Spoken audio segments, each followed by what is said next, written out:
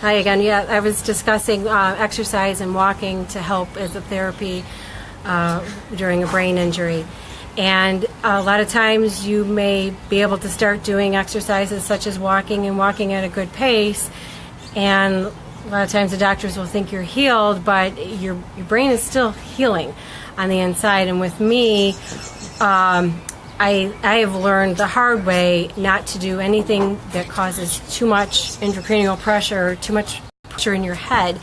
My mistake was because we exercised to the max, flipping tires and everything. So I noticed once I started flipping these enormous tires, like 500 pounds. Yeah, I think okay. 350. So even though you're using your posterior chain, your legs a lot, and then your arms, if you're not cautious, where you are making sure you breathe all the time, and you hold your breath at all, that's causing pressure in your head. Or anything lower. When I was doing some ab exercises where I had my head lower, that's when I noticed when the blood would go to my head, my symptoms were returning. And they came on with a vengeance, and I was at square one. And, we've talked about, I still have certain things I deal with. I still have struggle driving.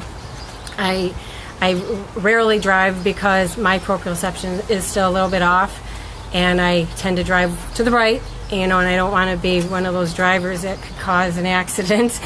And things seem closer than they really are. So I rely on my husband to do the driving for now until that's completely healed. It's a good thing I'm a good driver. Or I block. So there are still things that you're not fully healed. And when I do something that makes me think like the one-sided training where your brain is really thinking, making those connections, or anything that causes coordination, where you have to really think to coordinate your body with certain movements, that will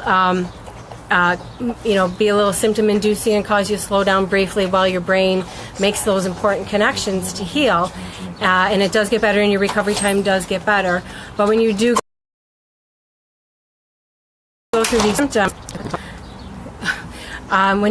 through these symptoms, the reason why you slow, and I know it's frustrating, your speech and your whole thought process, when you're trying to speak and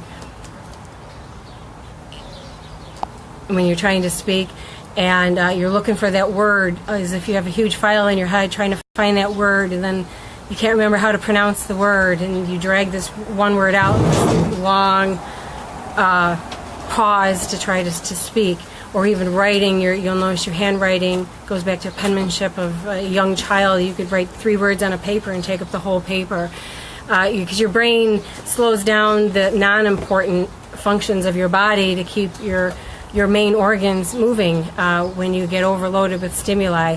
So that's okay. It's just a time to take more rest time and